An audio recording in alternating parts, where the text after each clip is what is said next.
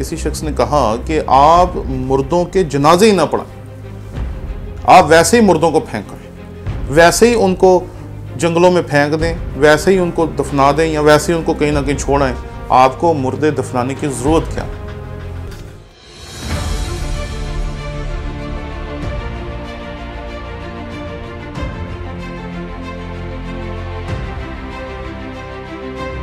हमारे चैनल को लाइक करें, शेयर करें, सब्सक्राइब करें और अगर आपको पसंद आए तो हमारे इन वीडियोस के लिंक्स को लेकर आप अपने दोस्तों, अजीज़ों और रिश्तेदारों तक भी पहुंचाएं, ताकि उन लोगों तक भी खुदा उनका कलाम पहुंचाने में आप हमारे साथी हो सकें जो शायद हमारे चैनल को भी नहीं देखते या मुझे नहीं जानते और शायद उन्होंने आज तक हमारे चैनल को देखा नहीं है, ताकि वो भी हमारे चैनल को लाइक करें, शेयर करें, सब्सक्राइब करें, ताकि वो भी खुदा उनके कलाम को सीखने के इस सिलसिले में शरीक हो सकें। शुक्रिया।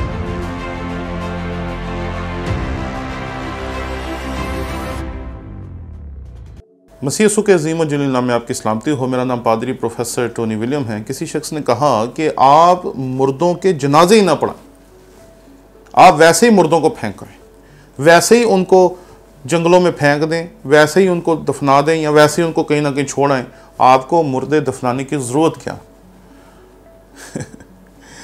हम मुर्दों को दफन करते हैं क्योंकि हम बाकायदा तौर पर उनके जिस्म को खुदावंद के हजूर अपनी दुआओं के साथ, अपनी इबादत के साथ जो खुदावंद के हजूर हम लोग करते हैं उसके लिए नहीं करते, उसे खुदावंद के सामने पेश करते हैं इसलिए।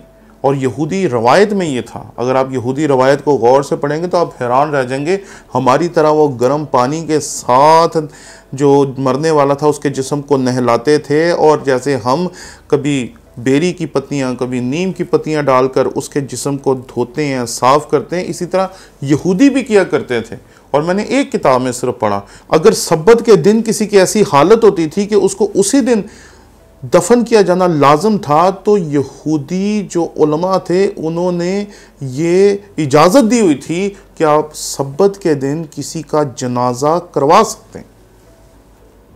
हम ये डायलॉग सुनते रहे हैं, मसीह का जनाजा किसने किया? मसीह का जनाजा भी हुआ। हमने ईस्टर के मौके पे बड़ी तफसील के साथ खुदा के खादमीन से इस बारे में सीखा है। हम जनाजा इसलिए करते हैं ताकि हम बड़े एहतराम के साथ, मजहबी संजीदगी के साथ उस घराने को जो रो रहा है, जो दुखी है, जो परेशान है, जब एक खुदा का खादम आता है वो उनके लिए दुआ करता है, उनके दिल को तसल्ली मिलती है। दूसरा आता है कलाम पढ़ता है, उनके दिल को तसल्ली मिलती है, और आहिस्ता आहिस्ता खुदावन का तसल्ली और इत्मीनान जो है वो दिलों में बढ़ना शुरू हो जाता है। और वो घराना, वो बेटियां, वो बहनें जो उस दुख को कबूल नहीं कर पा रही होती, वो इस काबिल हो जाती हैं कि अपने उस बुज़ुर्ग या बुज़ुर्गा के इस दुनिया से जाने के दुख को या उस मरने वाले के दुख को बर्दाश्त कर सके। इसलिए हम जनाजे इसलिए करवाते हैं ताकि पूरे मजहबी एहतराम के साथ और अपनी कलीसिया के असूलों के मुताबिक उसको दफन कर सकें। इसलिए इस हकीकत को याद रखें कि नज़रियाती इख्तलाफात की वजह से ये नहीं कहना चाहिए कि हमें तो अब दफन ही नहीं करने चाहिए, क्योंकि हमें हर लाश का एहतराम करना चाहिए, चाहे वो मसीही है, चाहे वो मसीही नहीं, तब भी। इसलिए इस हकीकत को याद रखें कि इस तरह की बातें करना किसी तरह भी काबिल कबूल नहीं है, और लाशों का एहतराम ना करना मेरे नज़दीक किसी गुनाह से कम नहीं। शुक्रिया।